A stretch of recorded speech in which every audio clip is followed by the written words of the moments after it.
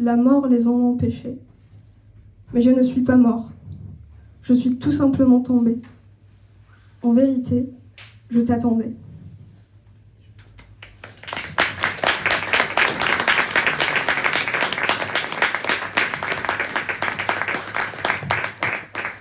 Merci infiniment pour ce magnifique poème, très émouvant, très touchant. On n'a pas trop les mots. On n'a pas les mots pour expliquer, décrire cette situation qui est catastrophique. Merci à vous, BDS, d'être là. Merci vraiment pour votre soutien. Nous, ce qu'on veut, c'est un cessez-le-feu immédiat. Ce qu'on veut, c'est qu'on puisse leur permettre d'avoir accès à l'aide humanitaire. Qu'on puisse permettre à ce qu'ils aient accès aux soins, aux médicaments. La situation est d'une extrême catastrophe. Catastrophe. Les bombardements sont quotidiens.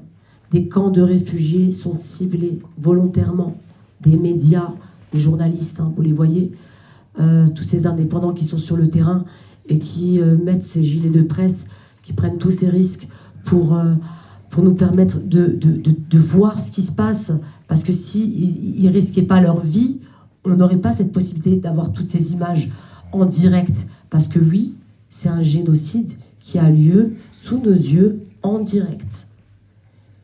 Et malheureusement, Israël bénéficie d'une impunité, mais on n'a jamais vu ça. Je veux dire, on n'a jamais vu ça. Moi, j'échange avec des personnes, des militants, des historiens, des journalistes, des gens qui ont énormément d'expérience, mais qui me disent, mais en 40 ans de carrière, 50 ans de carrière, on n'a jamais vu ça. C'est d'une brutalité et l'Europe ne fait rien. Il y a cette possibilité de rompre les accords d'association, mais non, l'Europe continue de soutenir Israël. Je veux dire, il y a... Pourquoi? La question à se poser, c'est pourquoi personne ne fait rien?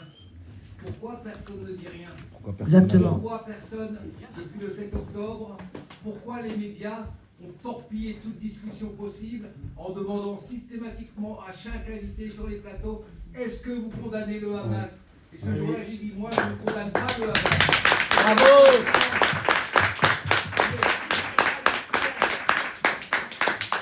Le discours politique a été totalement biaisé par ces éléments de langage. Je sais parler quand même, des EDL, m'ont dit mes enfants, on appelle ça comme ça, des éléments de langage que le CRIF a donné à toutes les instances, à tous les niveaux des médias. Et tout a été répercuté. Et aujourd'hui, la première question qu'on pose encore quelquefois, c'est est-ce que vous condamnez le Hamas? Même si on parle de la pluie, du beau temps, ou des airbags, des Mercedes et des Volkswagen, la question qui revient, est-ce que vous condamnez le Hamas? C'est inadmissible. Merci.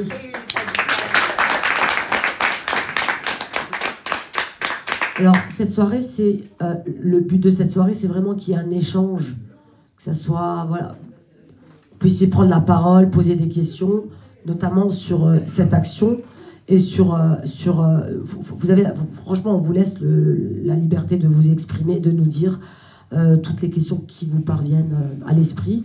Je voulais juste, avant de commencer, parce que comme il y a aussi la FPS qui est là, alors je ne sais pas si tu veux prendre la parole, Alain, rapidement.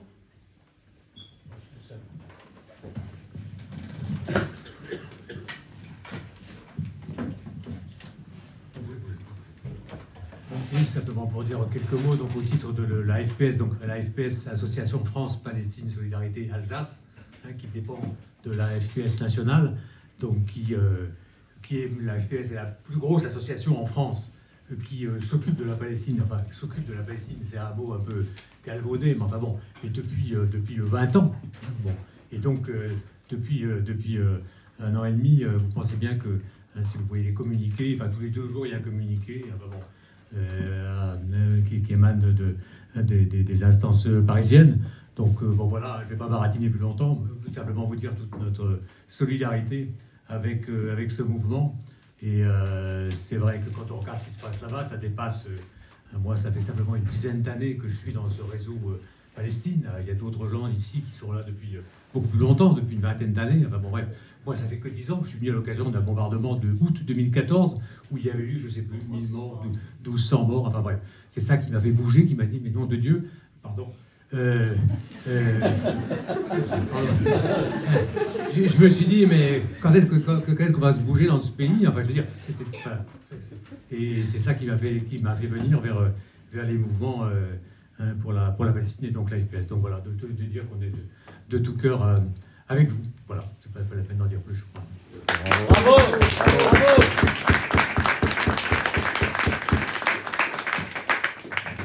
Si Culture de Palestine veut dire un petit mot? Non? Non? D'accord. En tout cas, je sais que le cœur y est. Merci beaucoup pour votre soutien et votre présence. N'hésitez pas si vous avez des questions. Ils ne vont pas tarder à arriver. Donc, vous pouvez poser des questions, n'hésitez pas. Est-ce qu'il y a quelqu'un qui voulait poser? Oui. Moi, j'ai pas une question à poser, j'aurais une idée à soumettre. Je voudrais être, à mon humble avis, j'ai une grande gueule, là, donc on m'entend son micro. Il faudrait, à mon humble avis, être un peu plus politique.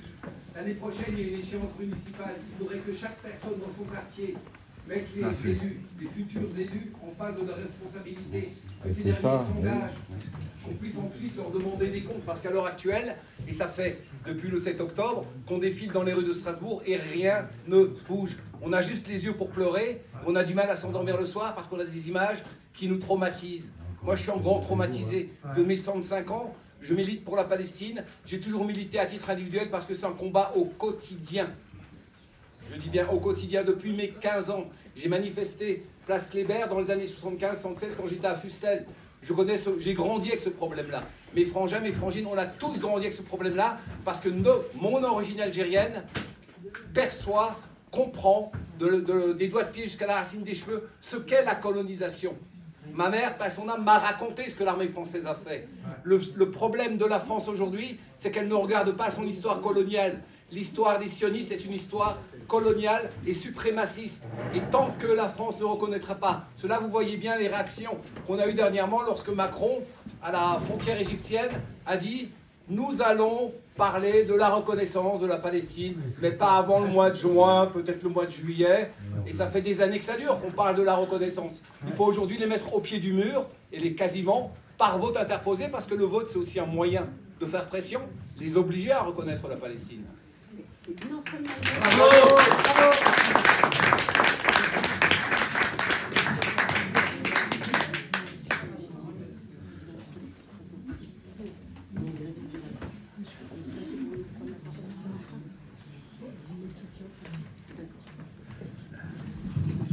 Moi j'ai une question. Oui. J'essaye de me documenter, de comprendre cette histoire. J'en ai compris pas mal de choses. Mais ce que je ne comprends pas, et peut-être quelqu'un a la réponse, c'est pourquoi est-ce qu'on attend les États à ce qu'ils reconnaissent l'État de Palestine? Alors, je ne comprends pas. Ils sont là, les Palestiniens. Pourquoi ils ne reconnaissent pas? Mais en quoi le fait que la France s'engage potentiellement, peut-être, à reconnaître un éventuel État palestinien, ça va changer rien au film.